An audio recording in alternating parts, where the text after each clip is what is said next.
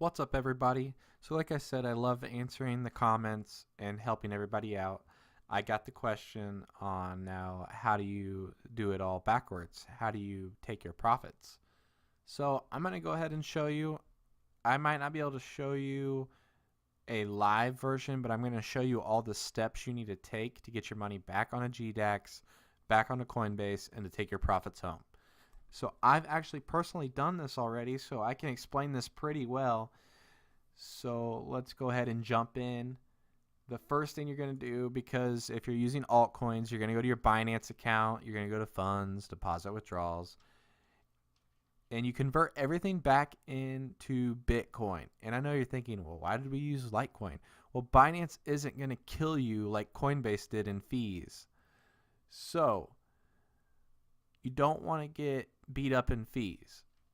So once again, we're going to whatever altcoin that you're transferring your profit from. So let's say I pick Tron or TRX. Let's say I want to take my profit home. I go into Tron TRX on the exchange.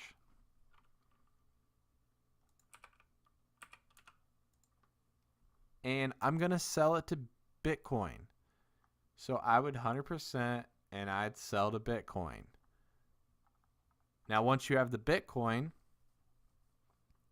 this is where you probably aren't going to believe me, but you go to deposit withdrawals, tap in BTC for your Bitcoin, and think about it as your bank.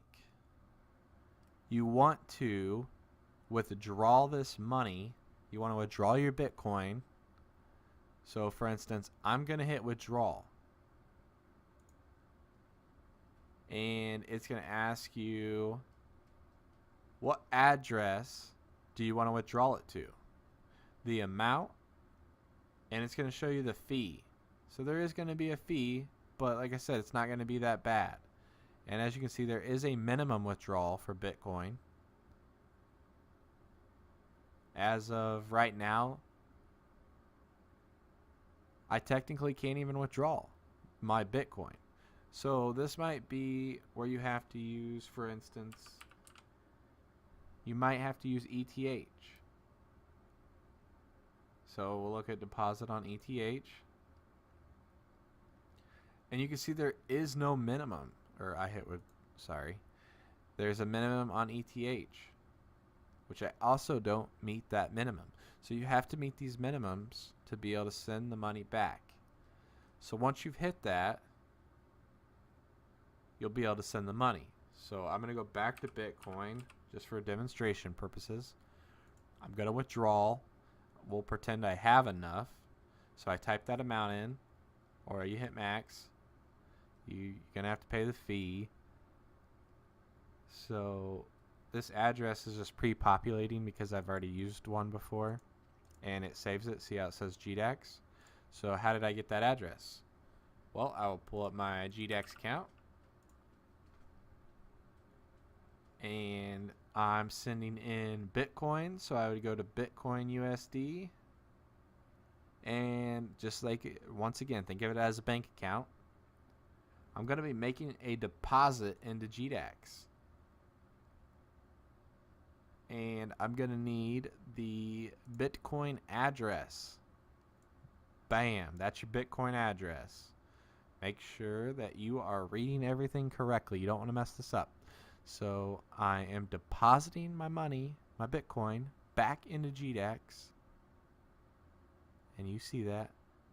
And there's also the minimum deposit amount is 0.01 Bitcoin. Amount less than this will remain in your regular Coinbase account. So if you send money back over for some reason and you don't meet that minimum, it might just throw it into your Coinbase account, which that's fine. That's a good thing. No worries there. And I will show you that I've actually made these types of transactions somewhere.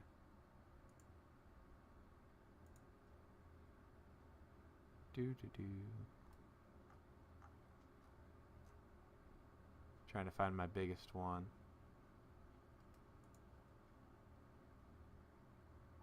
It looks a lot better on Coinbase. This is, this website, even though it's a part of Coinbase, a lot of people get really comfortable with Coinbase, and that's where they're getting killed on the fees.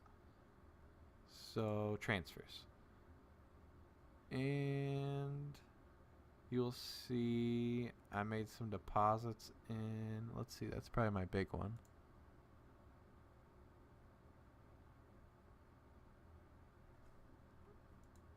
I'll show you on Coinbase because it shows the same thing. I don't know why it's being so difficult. So here's the one, for instance. Received Bitcoin from Bitcoin address. So I sent it from Binance to GDAX. And then I transferred it. And then there should be a withdrawal. Oh, when I got it to GDAX, I sold the Bitcoin for USD. And you'll see this. Transferred funds. Withdrawal funds. So it's going to get confusing because you're like, how do I do all these steps backwards? So we'll just go over this one more time. So you're taking your Bitcoin. You transferred everything into Bitcoin, because Bitcoin's how you do all this. You're sending it to your GDAX deposit address. So GDAX, and you're sending Bitcoin in. So you're making a deposit. Once the Bitcoin lands on the GDAX, you're going to sell it. And you can use limit. And if you don't have enough, you can use market. And sell. Then you're going to have USD. Then once you got USD,